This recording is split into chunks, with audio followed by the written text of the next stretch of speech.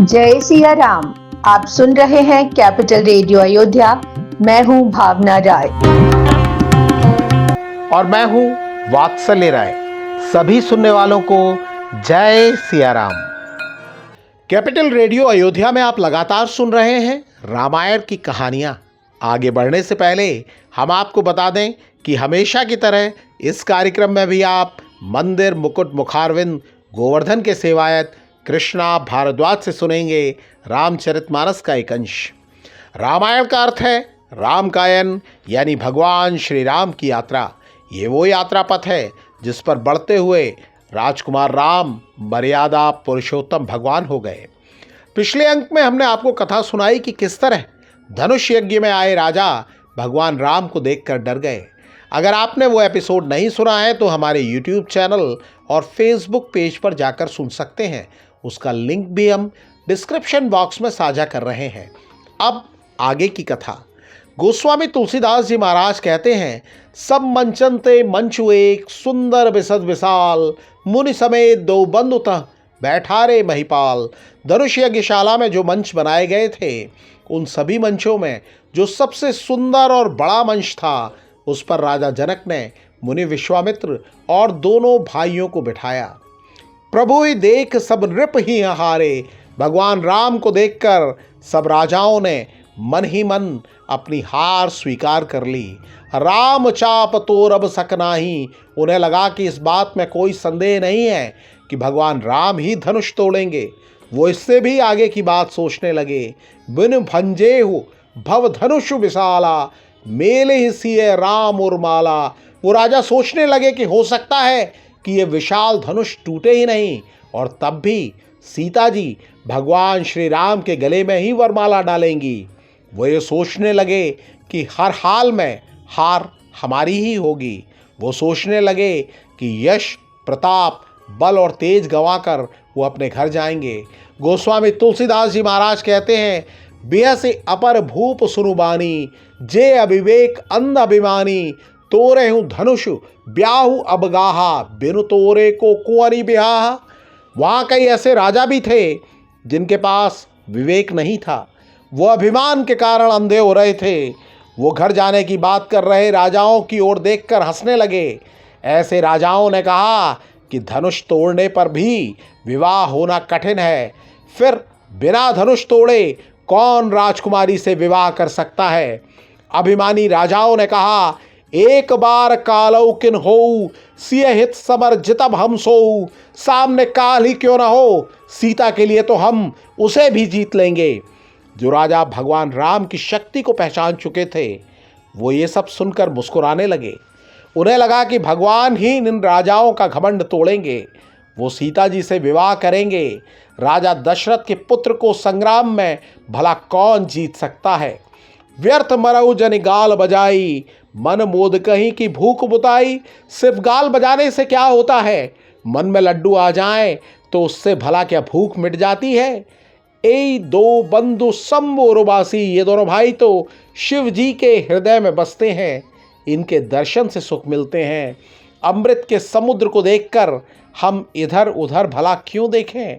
हम तो आज जन्म फल उपावा। भगवान राम के दर्शन कर हमें तो जन्म जन्म के फल मिल गए हैं। इस एपिसोड में इतना ही। अगले अंक में हम आपको सुनाएंगे आगे की कथा। कार्यक्रम को पसंद करने और शेयर करने के लिए हम आप सभी सुनने वालों के बहुत आभारी हैं।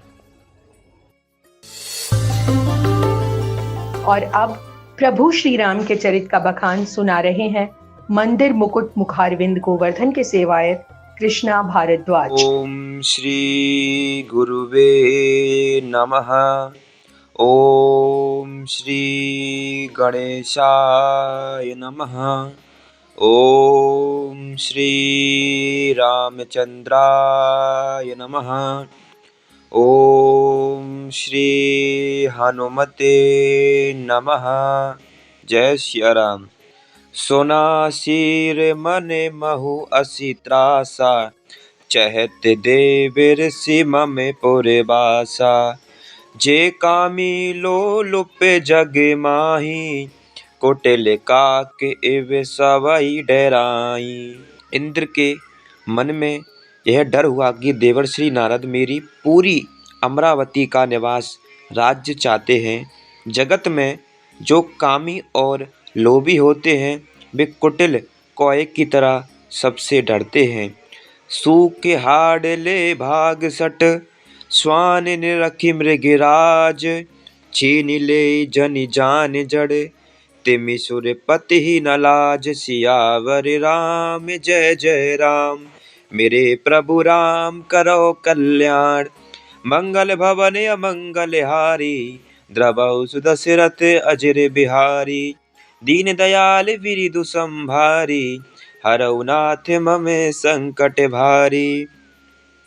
जैसे मूर्ख कुत्ता सिंह को देखकर सूखी हड्डी लेकर भागे और वह मूर्ख यह समझे कि कहीं उस हड्डी को सिंह छीन ना ले, वैसे ही इंद्र को नारद जी ने मेरा राज्य छीन लेंगे ऐसा सोचते लाज नहीं आई। ते ही आश्रमयी मदन सब गयऊ, निज माया बसंत निर्मयऊ। कुसुमित विविध बिटप बहुरंगा, गूंजई कोकिल गूंजई भृंगा।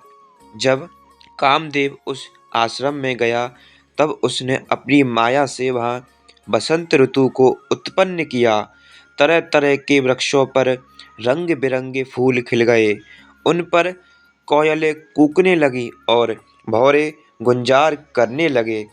चली सुहावनी त्रिविध बयारी, काम कृषानु बड़ा बनिहारी। रंबा दिक सुर नारी नवीना, सकल असम सर कला प्रवीणा। कामाग्नि को भड़काने वाली 3 प्रकार की शीतल मंद और सुगंध सुहावनी हवा चलने लगी।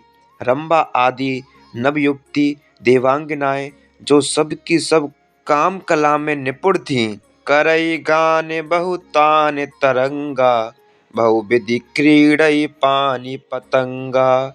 देखी सयाए मदन हर्षाना, कीन्हेसी पुनि प्रपंच विधि नाना। वे बहुत प्रकार की तानों की तरंग के साथ गाने लगी और हाथ में गेंद लेकर नाना प्रकार के खेल खेलने लगी। कामदेव अपनी इन सहायकों को देखकर बहुत प्रसन्न हुआ और फिर उसने नाना प्रकार के माया जाल किए।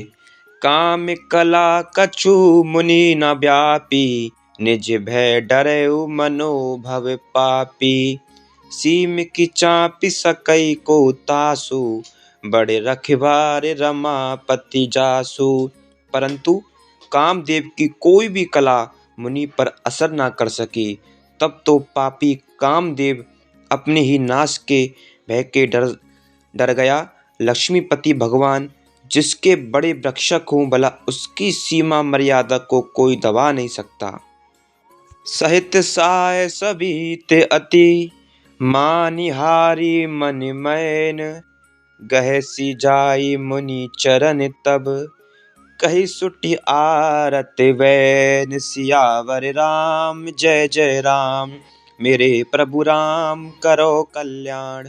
मंगल भवन अमंगल हारी, द्रवहु सुदशरथ अजर बिहारी। दीन दयाल बिरिदु संभारी, हरऊ नाथ मम संकट भारी। तब अपने सहायकों समेत कामदेव ने बहुत डर कर और अपने मन में हार मानकर बहुत ही आर्त दीन वचन कहते हुए मुनि के चरणों को जा पकड़ा। जय सिया राम। कैपिटल रेडियो अयोध्या के संक में इतना ही। आपको ये पॉडकास्ट कैसा लगा हमें ज़रूर बताएं। अपने सुझाव और फीडबैक हमें ईमेल करें। ईमेल का पता है capitalradioayodhya@gmail.com। अगर आप ये एपिसोड अपने दोस्तों और करीबियों के साथ शेयर करते हैं तो हमें खुशी होगी। अगली मुलाकात तक जय सिया राम।